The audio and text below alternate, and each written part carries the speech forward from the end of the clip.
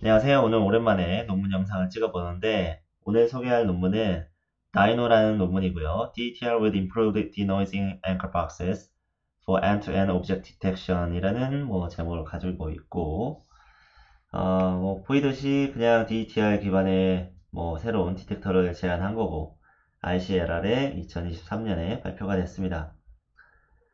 저자들을 보면은 제가 이전에 찍었던 오픈시드라는 최신 논문이 있었죠. 그 논문에서 나온 저자들과 상당 부분 일치합니다. 네, 이 사람들이 계속 같이 뭔가 작업을 하는 것 같고, 그 다음에 구글 스콜라 오늘 기준으로 이제 확인해 봤을 때 728에 인용이 되어 있고요. 예, GitHub도 있습니다.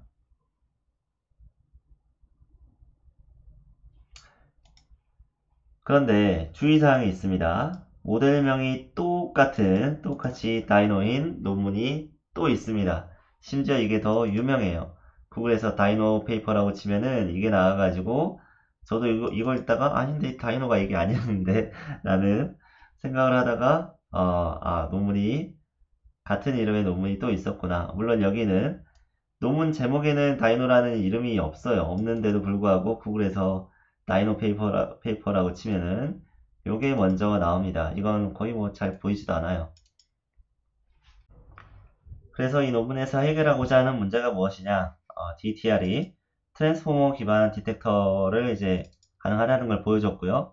바이파르타이트 매칭이라든가 NMS가 필요 없는 셋 프레딕션 등의 새로운 적응을 보여줬지만 문제는 학습이 너무 느렸다는 거예요. 그래서 학습 속도도 올리고 성능도 올리기 위해서 디포모 DTR, DAB DATR, DND DTR 등이 이제 제안이 되었고 이걸 통해서 학습 속도를 개선했다. 그래서 이 다이노에서 하고자 하는 거는 이 세 가지 기술들을 다 적용한 최고의 모델을 만들겠다라는 겁니다. 어차피 이 앞에 있는 것도 대부분 이 사람들이 만든 거예요. 그래서 간단히만 설명해 보면은 디포멀 DTR은 원래 이제 어텐션을 계산할 때 특히 인코더에서 n개의 쿼리와 n개의 키에 대해서 이제 어텐션을 계산하는데 각각의 쿼리에 대해서 n개의 키를 다 n개의 키와 다 어텐션을 계산하는 거는 너무 낭비다. 이미지에서 끝과 끝에 있는 반대쪽에 있는 픽셀들이 무슨 상관이 있냐. 그러니까 나는 어떤 쿼리에 대해서 주변 픽셀에서 나온 키에 대해서만 샘플링해서 어텐션을 구하겠다라고 하는 게 디포멀 DTR이고, 그 다음에 여기 논문에도 나왔는데 DAB DATR은 마치 Faster ICNN 같은 이제 투 스테이지 디텍터처럼 클래시컬 앵커 베이스드 디텍터 이런 것처럼 어, 이제 모델에서 인코더 쪽에서 프로포절이 나오는 거예요. 프로포절. 그러니까 객체가 있을 만한 후보들을 뽑아내서 거기서 이제 박스까지 출력하고 그 박스들을 디코더에 이제 쿼리로 넣겠다라고 하는 게 이제 DAB DTR. 그다음에 DNDTR은 이제 디노이징이에요. 디노이징이라고 해서 일부러 GT에다가 노이즈를 넣은 그런 박스를 디코더 쿼리로 넣은 다음에 디코더를 거치고 나면은 그게 보정이 돼서 정확한 GT박스가 나오도록 학습을 시키는 게 DNDTR입니다. 이걸 통해서 학습 속도를 이제 특히 올릴 수 있다고 하고요. 그래서 여기서는 세 가지 기술을 다 적용해 보겠다라는 거고요. 이제 아키텍처로 넘어가겠습니다. 전체적인 아키텍처는 이렇게 생겼고요.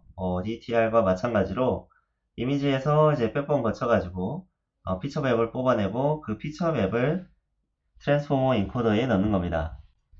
그럼 피처 맵은 이 백번은 뭐가 될 수 있냐면 레지넷이나 스윈 트랜스포머들 중 하나를 썼다고 해요. 레지넷 50도 있고 100일도 있고 두 가지를 쓴 것 같고, 그 다음에 피처 맵을 포지셔널 인코딩이랑 포지셔널 임베딩이랑 같이 이제 인코더 레이어에 넣고 인코더 레이어 몇 번 이제 거친 다음에 그 다음에 마지막에 이제 쿼리 셀렉션이라는 걸 해요. 이게 마치 Fast ICNN의 RPN 같은 Region Proposal Network 같은 역할을 하는 건데 여기서 각 쿼리마다 이제 얼마나 이게 객체가 있을 확률이 있는가, 그 다음에 쿼리마다 박스는 어떻게 생겼는가라는 걸 출력을 합니다.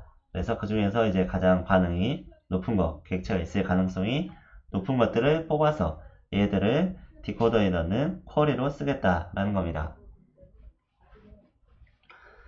그래서 객체가 있을 만한 곳 n개 뽑아서 바운딩 박스 x, y, wh를 디코더에 포지셔널 쿼리로 입력한다. 여기 인코더에 입력하는 포지셔널 쿼리는 이거는 뭐 사인 코사인 같은 걸로 만드는 그런 거고, 디코더에 들어가는 포지셔널 쿼리는 이거는 앵커 박스로부터 만든 거다. 그러니까 쿼리 인코더에서 나오는 박스 출력을 여기다 넣은 게 이쪽 디코더에서의 포지셔널 인베딩이라고 할 수 있고요.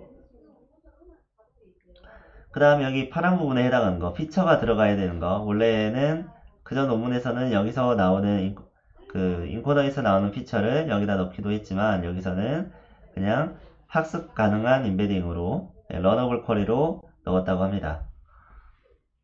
그래서 여기 있는 그 러너블 컨텐츠 쿼리는 여기서 이제 디코더에서 학습이 됨에 따라서 여기 있는 벡터 값들 자체가 이제 학습이 되는 거고요. 그 다음에 네, 패스트 RC는 같은 투 스테이지 디텍터처럼 작동한다. 그 다음에 여기도 설명을 했습니다. 그렇게 해서 이제 디코더 레이어 쭉쭉 올라간 다음에 여기서 나오는 출력이랑 GD 값이랑 이제 매칭해서 학습을 한다라는 거고, 근데 DTR하고 그림적으로 전혀 다른 게 있습니다. 이쪽 여기는 컨스트럭티브 디노이징이라는 건데, 디노이징에 대해서는 아까 DTR에서 말했듯이 여기는 일부러 GT박스에다가 노이즈를 더해서 이쪽으로 입력을 해요. 그러니까 이 디코더에서 하는 일이 뭐냐면, 인코더에서 만든 프로포절들 넣으면은 이 프로포절이 이제 완벽하지 않다고 생각을 하고, 여기서 포지셔널 쿼리로 넣은 프로포절들을 디코더를 통과하면서 점점 더 정확해진다고 생각을 하는 건데, 그러면은 여기 있는 것들을 잘 학습시키기 위해서는 일단은 학습을 할 만한 이 쿼리가 많이 있으면 학습이 많이 될 것 같고, 그 다음에 근데 여기에 많이 들어온다고, 여기에 이제 쿼리가 많이 들어온다고 해도 여기서 매칭이 되는 GT값과 매칭이 되는 그런 박스가 별로 없으면은 학습이 이제 처음에 잘 안 되겠죠. 그러니까 아예 GT에다가 노이즈를 추가한 거를 쿼리로 넣어가지고 여기서 나오는 출력이 GT값과 비슷해지도록 하면은 처음에 여기서 쿼리 셀렉션에서 나오는 박스들이 아무래도 품질이 안 좋을 테니까 학습이 잘 진행이 안 될 텐데, 이런 걸 추가해주면은 이제 디노이징 쿼리를 추가를 해주면은 초반에 학습 속도를 훨씬 더 올릴 수가 있겠죠. 비율상으로는 이게 조금인 것처럼 보이지만 뭐 이것도 하기에 따라서 많이 넣을 수 있고요.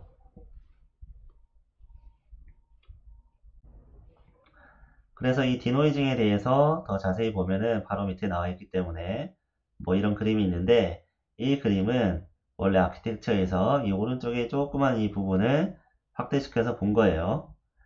그러면 이 디노이징이 뭐 하는 거냐면, 원래 디코더의 역할이 인코더에서 나온 그 쿼리 박스를 더 정밀하게 튜닝하는 것이기 때문에, 인코더에서 나온 이 쿼리 셀렉션을 통해서 나온 바운디 박스들이 그렇게 정확하지 않을 거기 때문에 디코더를 통과하면서 더 정밀하게 파인 튜닝 하겠다 라는 건데, 처음에는 근데 정확한 박스가 안 나오니까 아예 여기서 GT랑 매칭 자체가 잘 안 될 거고, 그런 것 때문에 이제 초기 학습이 느리다 라는 문제가 있을 수 있는데, 이걸 가속하기 위해서 일부러 GT박스에다가 노이즈 조금 더해가지고 추가적인 이런 디노이징 쿼리로 입력을 하고, 여기서 나온 출력이 GT박스랑 같아지도록 학습하는 거죠. 여기서는 뭐 원래 GT에서 노이즈 좀 추가해서 넣은 거니까 매칭도 뭐 따로 할 필요 없이 그냥 여기 GT 1번 넣었으면 1번 박스랑 매칭하면 되고, 그런 식으로 매칭도 이제 편하게 할 수 있겠죠. 이게 이제 D&DTR에서 나왔던 디노이징 트레이닝이라는 거고요. 근데 여기서 한 단어가 더 붙었죠. Constructive Denoising Training. 그러니까 이 디코더에서 해야 되는 역할이 쿼리에서 나오는 박스를 더 정확하게 튜닝해 주는 것 뿐만이 아니라, 여기서 쿼리가 보통 뭐 몇백 개씩, 뭐 300개씩 넣는다고 하는데, 이 현실적으로 이 이미지의 객체가 300개씩 있을 리가 없잖아요. 그러니까 대부분은 이제 객체가 아닌 거고 노 오브젝트인 거고 이 중에서 몇 개만 실제 객체인 건데 여기 들어오는 쿼리 중에서 뭐가 진짜 객체고 뭐가 노 오브젝트인지 그걸 구분하는 것도 되게 중요한 역할이죠. 그래서 여기서는 일부러 이제 객체가 될 수 있는 거랑 객체랑 이제 실제 객체랑 매칭이 되는 거랑 매칭이 안 되는 거 두 가지를 다 넣어가지고 일부러 넣어가지고 객체가 있는 거에서는 이제 GT박스랑 연결해서 매칭해서 박스가 더 정확해지도록 하는 리컨스트럭션 로스로 박스를 튜닝 하는 거고요. 그 다음에 객체가 없을 만한 박스를 쿼리로 넣어가지고 여기는 객체가 없다는 것도 학습을 하는 겁니다. 좀 더 구체적으로 말하면 이제 GT박스에다가 요 정도 범위의 좁은 범위의 노이즈를 추가한 거는 파지티브 쿼리로 넣고요. 그럼 여기서는 이제 GT박스에 노이즈가 조금만 추가됐으니까 실제 GT박스랑 매칭도 잘 되고 학습도 잘 되겠죠. 근데 여기서 이거보다 더 큰 이 갈색 범위의 큰 노이즈를 주게 되면은 이거는 이제 GT박스랑 이제 많이 떨어지게 되는 거니까 그때부터는 이제 GT박스랑 매칭이 잘 안 되는 걸 거고 그런 쿼리들은 다 노 오브젝트로 학습을 한다는 겁니다.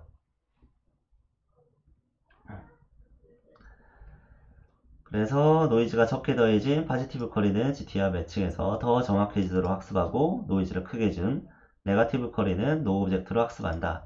근데 이게 네거티브 쿼리를 만들 때 왜 굳이 GT박스에서 노이즈를 줘서 네거티브를 만드느냐 그냥 랜덤하게 만들어도 될 것 같은데 얘기를 하자면은 이 쿼리 셀렉션에서 뭔가 이 수백 개의 쿼리가 나올 텐데 하나의 진짜 객체가 있다고 했을 때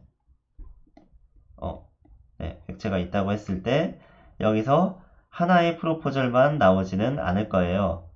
네. 여기서 이런 프로포절도 나오고 이런 프로포절도 나오고 여기도 나오고 네, 아무튼 진짜 객체는 하나인데 이 쿼리 셀렉션 중에 한 뭐 세네 개가 하나의 객체를 가리키고 있을 수 있거든요.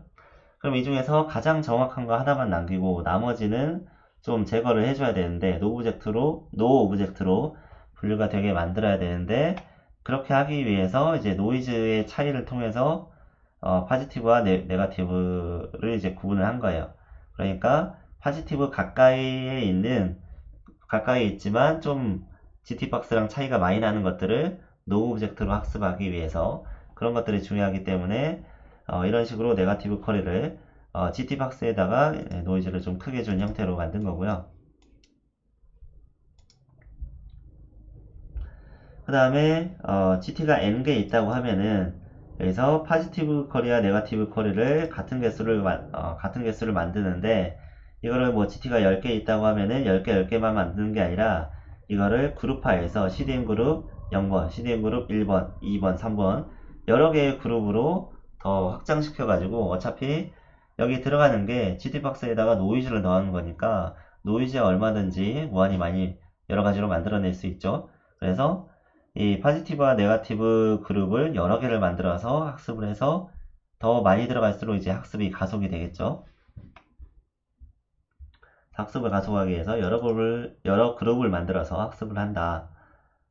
그 다음에 이 안쪽이 파지티브 노이즈 범위고 바깥쪽이 네거티브 노이즈 범위다 라는 겁니다. 다음은 믹스드 쿼리 셀렉션인데 요 그림을 좀 이해하면 될 것 같고요.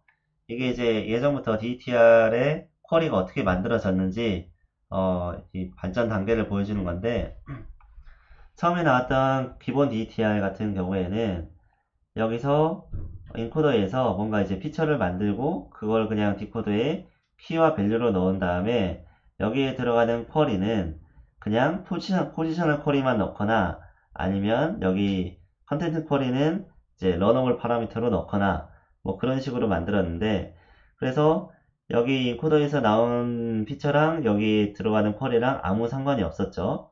포지셔널 쿼리도 컨텐트 쿼리도 인코더랑 상관이 없습니다.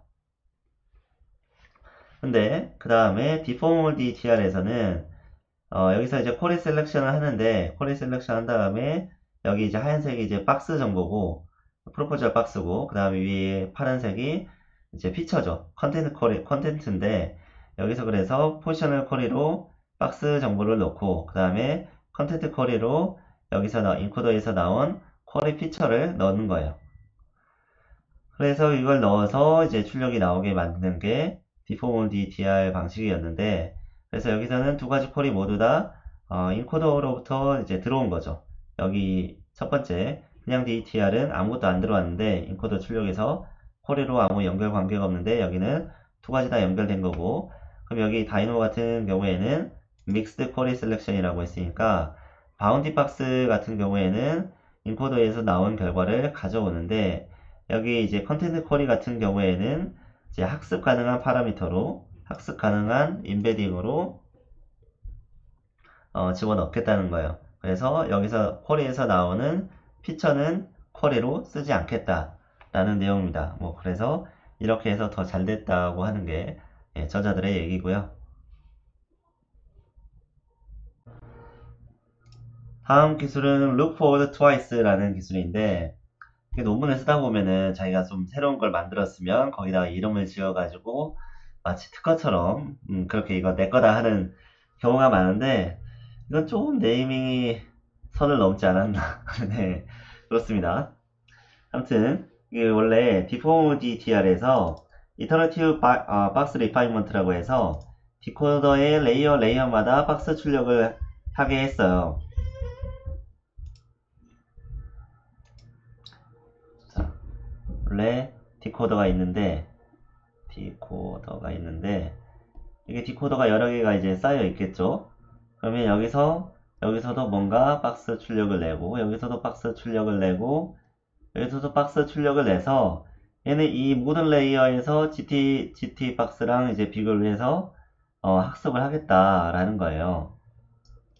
근데 여기서 Iterative Box Refinement라는 표현을 썼는데 이게 뭐냐면 이 첫 번째 레이어에서는 그냥 박스를 출력을 하고 두 번째 레이어에서는 이 첫 번째 레이어에서 뭔가 보정할 만한 보정값만 출력을 한다는 거예요. 그래서 최종적으로 이제 GT랑 더해지는 거는 이 델타 값이랑 원래 이전 레이어에서 나왔던 박스 값이랑 더해진 게 GT랑 이제 비교가 되는 거죠.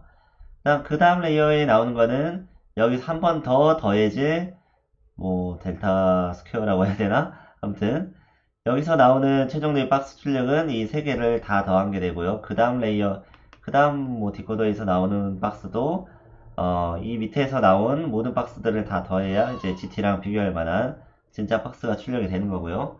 아무튼 이터러티브라고 하는 거는 그 반복적으로 이제 이 다음 레이어에서 나오는 박스 출력이 이게 진짜 출력이 아니고 이전 레이어까지 쌓여있는 박스에서 거기에 남아있는 오차를 보정하는 보정값만 출력하는 겁니다. 그런데 학습을 여러 레이어에서 동시에 막 이것저것 하다 보니까 이 학습이 좀 불안정했나 봐요.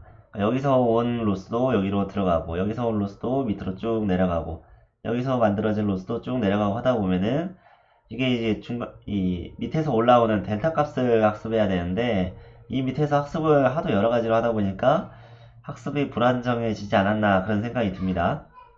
그래서 학습을 안정하기 위해서 이 레이어와 레이어 사이에 그레디언트를 끊어버렸어요. 그레디언트를 다 끊어버렸어.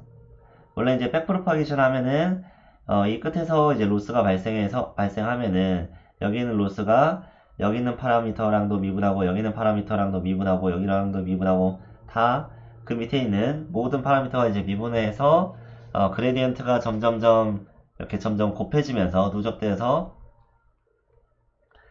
이 밑에서 이 파라미터가 업데이트될 그레디언트가 계산이 되는 건데 그 부분은 네, 기초적인 내용이니까 알아보시고요. 아무튼 원래 이렇게 그레디언트가 뒤로 전파가 돼야 되는데 전파가 안 되도록 끊어버렸다는 거예요.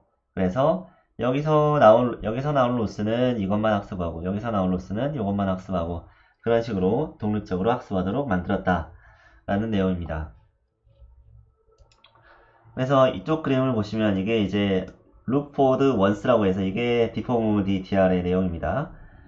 그래서 여기서 보면은 이제 레이어가 있고 이전에 들어온 박스 정보에다가 현재 레이어에서 델타 bi가 출력돼서 얘네 둘이 더하기가 돼서 실제 이제 프레딕션이 나오는 거고, 이걸 이제 GT 값이랑 비교해서 로스가 계산이 되겠죠. 로스가 계산이 돼서 이 선을 따라서 이렇게 이 레이어가 학습이 되는데, 이 뒤로 가려고 하면은 여기 봤을 때 여기 점선으로 표현된 선 있죠. 이거는 그레디언트가 끊어졌다는 거예요. 그레디언트가 끊어져 가지고 여기서의 이 레이어, 여기서는 그러니까 여기의 로스로는 이 레이어만 학습하고 그 뒤로는 그레디언트가 전파되지 않게 만들었다 라는 겁니다.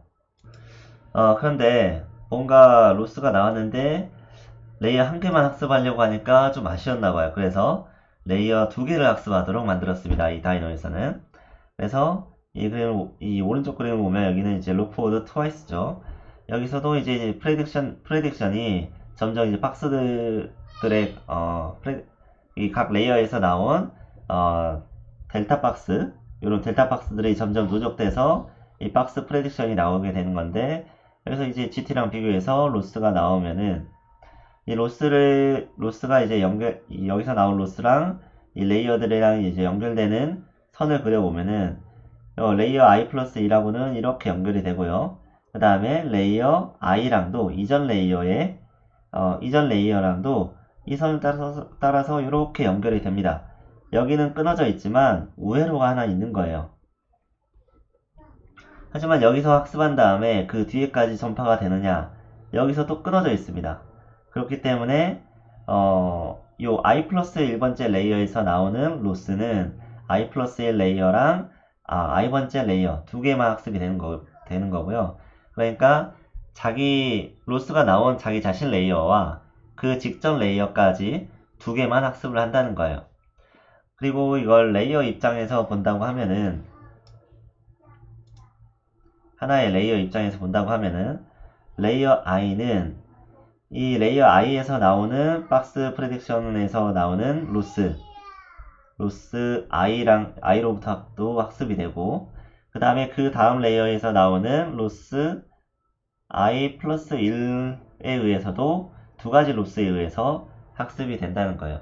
그러니까 로스 입장에서는 두 개의 레이어에 연결이 되는 거고, 레이어 입장에서는 두 개의 로스와 연결이 되어 있는 거죠. 그래서 이런 식으로 해서 학습을 안정화하면서도 어쨌든 이게 뭐 뒤에까지 계속 연결되어 있는 건 아니니까 학습을 안정화하면서도 그래도 또 학습을 더 많이 시켜가지고 조금 더 잘되게 만들었다. 하나만 이렇게 하나의 로스에서 하나의 레이어만 학습을 하는 것보다 두 개의 레이어를 학습시켜서 조금 더 성능이 잘 나오게 만들었다라는 그런 내용입니다.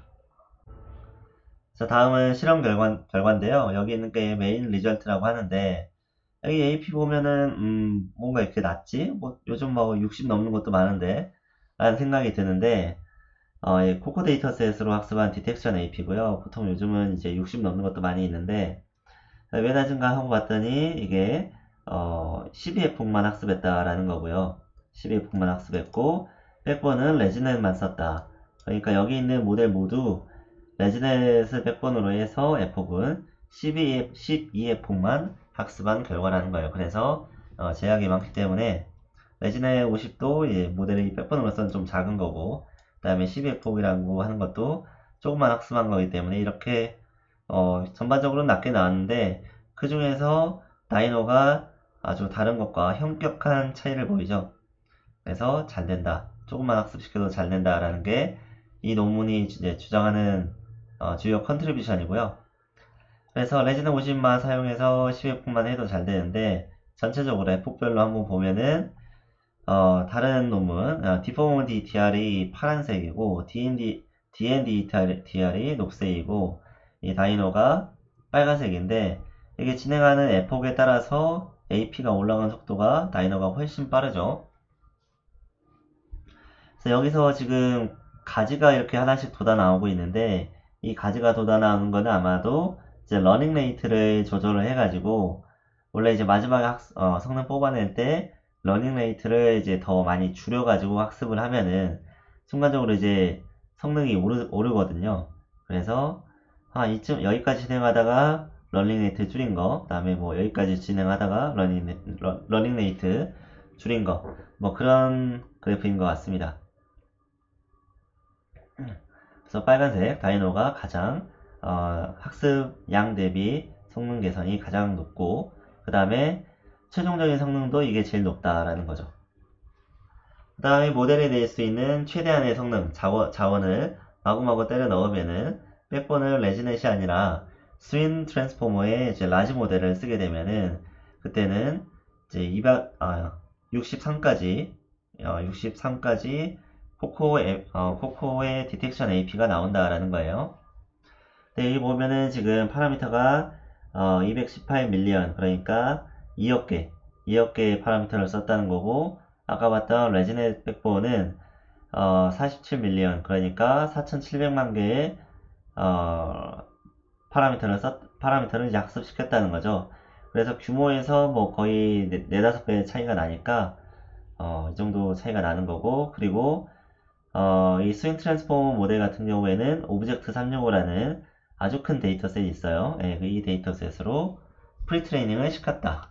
예, 프리트레이닝 시켰다. 그 다음에 요게 프리트레이닝인데 그 전에 프리트레이닝이 있어요. 백본을 미리 학습시키는 거. 그거는 이미지넷 22K 요거 가지고 먼저 백본을 학습시킨 다음에 그 다음에 인코더, 디코더, 트랜스포머까지 이제 붙여가지고 디텍션으로 오브젝트 365를 이용해서 디텍션을 학습 한번 시키고 큰 데이터셋으로 디텍션 한번 학습시키고 마지막으로 코코 데이터셋 가지고 파인 튜닝 했더니 이런 성능이 나온다는 거예요. 그러니까 이것도 대단히 많이 학습을 한 거죠. 네, 오늘은 다이노라는 모델에 대해서 알아봤고요. 이 다이노라는 모델이 뒤에 뭐 마스크 다이노라든가 뭐 오픈시드라든가 요즘 나오는 모델들과 많이 연관이 있으니까 네, 알아두시면 좋을 것 같습니다. 여기까지 하겠습니다.